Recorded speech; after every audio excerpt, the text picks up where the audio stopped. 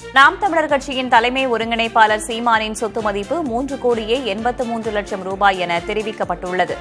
தனது கையிருப்பில் 50,000 ரூபாய் ரொக்கமும் மனைவி கயல்விழியிடம் 35,000 ரூபாய் ரொக்கமும் உள்ளதாக வேட்புமனுவில் சீமான் குறிப்பிட்டுள்ளார்.